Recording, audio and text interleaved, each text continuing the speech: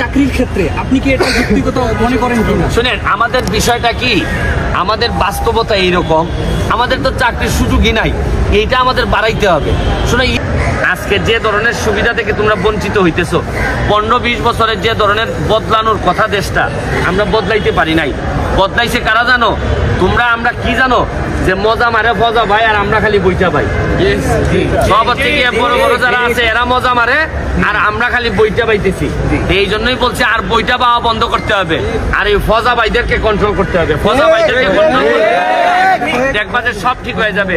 তুমি কি মনে করো আমরা এর চেয়ে 3 ডাবল সুবিধা পাওয়ার কথা? তোমরা যে সুবিধা পাইতেছো তার চেয়ে 3 ডাবল সুবিধা পাওয়ার কথা, কারণ 2 ডাবল সুবিধা চলে যাচ্ছে অন্যদের পকেটে। এগুলো আমি আরেকদিন তোমাদের সাথে কথা বলবো। তোমাদের সাথে শুধু আমার একটাই দোয়া, তোমরা আমার চেয়ে বড় হও। আর আমার চেয়ে বড় হও এই কারণে, আমার চেয়ে আরো অনেক বড় বড় লোক দরকার এই বাংলাদেশটারে ঠিক করতে। বাংলাদেশটা নাইলে কোনোভাবেই ঠিক করা যাচ্ছে না। তুমি দেখো যে হাজার হাজার তোমাদের মতো ট্যালেন্টেড ছেলেরা বিদেশে চলে যাচ্ছে, গিয়ে বিদেশকে সার্ভিস দিচ্ছে, কিন্তু বাংলাদেশে আমরা কিছু দিতে পারতেছি না। শোনো, তোমাদের আমার একটাই দাবি যে আমি এক ব্যারিস্টার সুমন যে ফাইটটা করে যাচ্ছি, তোমরা যদি আমাকে সহযোগিতা না করো, তোমরা যদি পড়াশোনা করে ভালো অবস্থায় না যাও, তোমরা যদি নৈতিকভাবে যদি স্ট্রং না হও, তাহলে আমাকে দুনিয়া থেকে চলে যেতে হবে। কারণ কিছু মানুষ যদি জানে বা বুঝে যে ব্যারিস্টার সুমনকে দুনিয়া থেকে সরাই দিলে ঝামেলা শেষ, তাহলে আমি কিন্তু আর বাঁচতে পারবো না। কিন্তু মানুষ যদি, যারা দুর্নীতিবাদ, যারা খারাপ, যারা দেশ বিরোধী, এরা যদি বুঝে যে ব্যারিস্টার সুমনের ভাইরাস অথবা যে বিষ, এই বিষটা সব জায়গায় ছড়াই গেছে, তাইলে কিন্তু আমি হয়তো বেঁচে থাকতে পারবো তোমাদের মাঝে। আমি যদি যতদিন বেঁচে আছি, আমি চেষ্টা করে যাব আমি ওইসবের বিরুদ্ধে কাজ করার।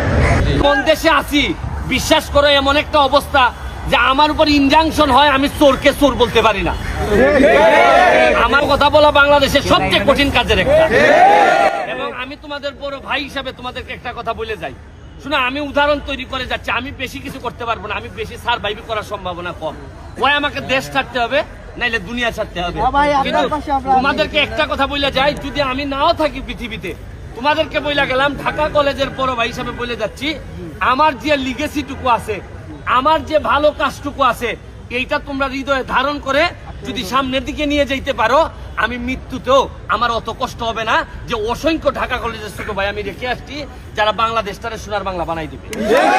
সবসময় তো আমি কোনো না কোনোভাবে নির্যাতিত বা নিপীড়িত মানুষই নিয়েই আসি। কখনো নুসরাতের বিষয়ে, কখনো মুখ্যমন্ত্রীর বিরুদ্ধে, কখনো সালাম মুর্শিদি, কখনো নানা রকম বিষয় নিয়ে আমি আসি। সালাউদ্দিন সাহেব ফুটবলের, এদেরকে নিয়েই আসি। তো আমার কাছে মনে হয়েছে যে আমি যে বেঁচে আছি, এটাই তোমাদের দোয়া বা অসংখ্য নির্যাতিত মানুষের দোয়ায় বেঁচে আছি।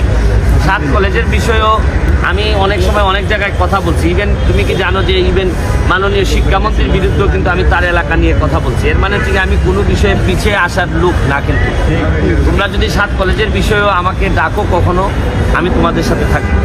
আর আরেকটা বিষয় হচ্ছে গিয়ে যে আমি যেটা চাচ্ছি, এটা হচ্ছে গিয়ে যে ব্যারিস্টার সুমন তোমাদের ঢাকা কলেজের প্রোডাক্ট। এই ঢাকা কলেজ থেকে বের হয়ে আমি ব্যারিস্টার সুমন, আমি মনে করি আমার জীবনের যে সাহস আমি পাইছি, এই সাহসটার কিছুটা বা বেশ কিছুটা অংশ কিন্তু আমি ঢাকা কলেজের হল থেকে এবং ঢাকা কলেজ থেকে পাইছি। আর একটা কথা তো বলে, আমিও এটা বিশ্বাস করি, চান্স যে ছেলেটা পায়, এই ছেলেটা শুধু নিজের জন্য বাঁচবে এটা আমি বিশ্বাস করি না। সে তার এলাকার জন্য, সে তার দেশের জন্য বাঁচবে, এটাই আমি বিশ্বাস করি।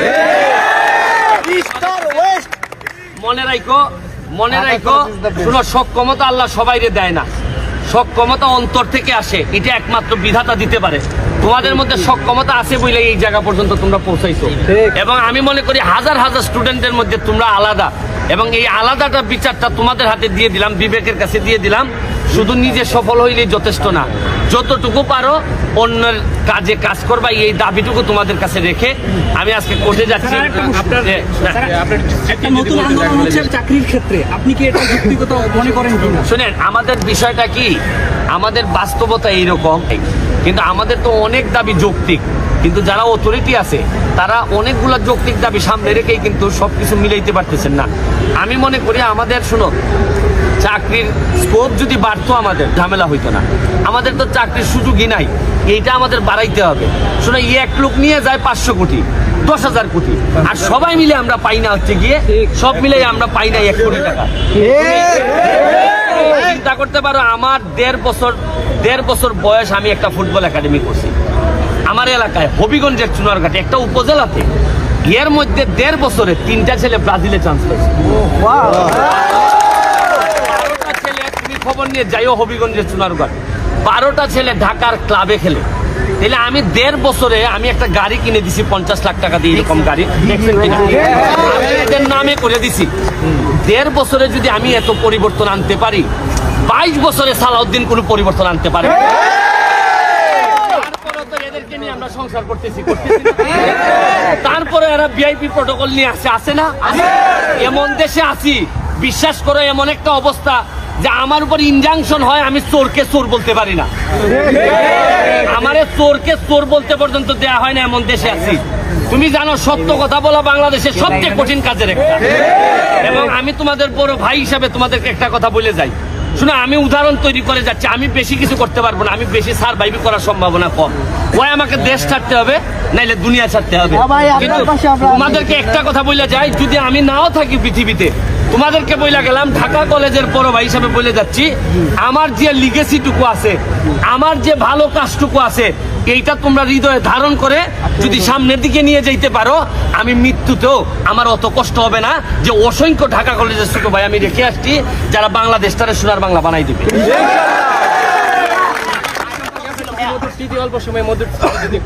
মধুর স্মৃতি আমি কি বলবো, ঢাকা কলেজের আমি হলে থাকতাম, একদিন হলে বসে আছি, আমি সাউথ হলে থাকতাম 105 নাম্বার রুমে। হঠাৎ করে শুনলাম ওই নিউ মার্কেটের এই বলাকাশি নমহলের সামনে আমাদের একটা ছেলে আটকায় রাখছে। তো খালি হলে খবরটা গেছে, আর আমরা সবাই দৌড়দম করে বেরিয়ে গেছি। তো বেরিয়ে গেছি গিয়া, ওই সময় ওরা গেট টেট করে নাই, এখন ওই সময় ছোট, গিয়া দেখি আমাদের ছেলেটারে ওই ভিতরে নিয়ে আটকায় রাখছে। তখন আমরা দৌড়াইয়া গিয়া যখন অ্যাটাক করলাম সবাই রে, যে আমাদের ছেলে কই, তখন আমার মেইন স্মৃতি যেটা, এটা থেকে আমরা যখন অ্যাটাক করছি যে আমাদের ছেলে কই, তখন ওই ওদের আনসার বাহিনী আছে, আনসার বাহিনী করছে কি এরকম ভাবে একটা বন্দুক তাক করছে ওই আমাদের সামনে। তো বন্দুক দেখে আমরা যারা নিরীহ ছিলাম, গ্রাম থেকে আইছি, আমরা তো কিছু দৌড় দিমু ভাব, কিন্তু একটা ছেলে আমার মনে আছে, তখনই আমি বুঝছি সাহস কারে বলে। ও করছে কি এইভাবে টান দেয়া, শার্টটারে টান দেয়া খুলছে, খুললিয়া কয় গুলি কর কয়া ওই বন্দুকের সামনে যাইতেছে। আর ও যত সামনে যাইতেছে, এখন ওই গুলি করতে হবে, আর নাইলে তো তার সাথে দেব। তখন ওই আর একটু কাছে যাওয়ার পর বন্দুক নিয়ে উল্টা দৌড় মারল। আমার জীবনের সেরা স্মৃতি। তখন আমি বুঝছিলাম কিভাবে বন্দুকের সামনে ঢাকা কলেজের ছেলেরা দাঁড়ায়। এরপরে যখন দৌড় দিছে, তখন আমরা সাহস পেয়ে গেছি, আমরা ভিতরে গিয়ে আমাদের ছেলে নিয়ে আসছিলাম। এই হচ্ছে গিয়ে আমার একটা স্মৃতি। তবে আমি মনে করি এখন আরো অনেক সুশীল হয়ে গেছি আমরা কোনোভাবে এখন আর আগের মতো, আমরা তো ওই সময় বাচ্চা বয়সী ছিলাম, আইন হাতে তুলে নেওয়া যাবে না।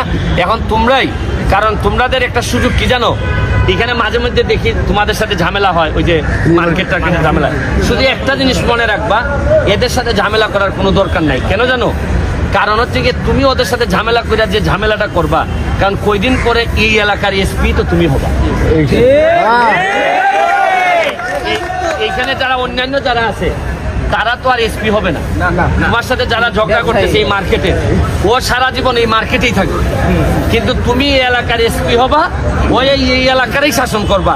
এখন যারা এখানের এডিসি, রমনা, ধানমন্ডিতে যত পোলাপান আছে আমাদের পুলিশের, এর মধ্যে প্রায় 60 কি 70% হচ্ছে গিয়ে আগে এইখানে এরা ছাত্র হিসেবে দৌড়াইছে, এখন এরা আমাদেরকে দৌড়ায় মাঝে মধ্যে। ঠিক আছে, তোমরা ভালো থেকো, তোমাদের সময় নষ্ট করলাম।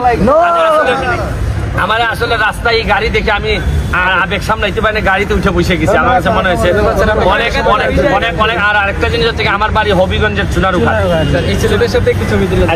হবিগঞ্জের চুনারুঘাট হচ্ছে আমার বাড়ি। তোমাদের সবার দাওয়াত থাকলো, চা বাগান আছে, তোমরা, আমার একটা বাড়ি আছে এইখানে, তোমরা যদি কখনো যাও হবিগঞ্জে, চা বাগানের পাশে গিয়ে আমার বাড়িতে উঠে যাবা, গাড়িটা খালি থাকে। কেউ যদি আটকায় বলবা, হ্যাঁ আটকাস কেন, আমি ঢাকা কলেজের পোলা।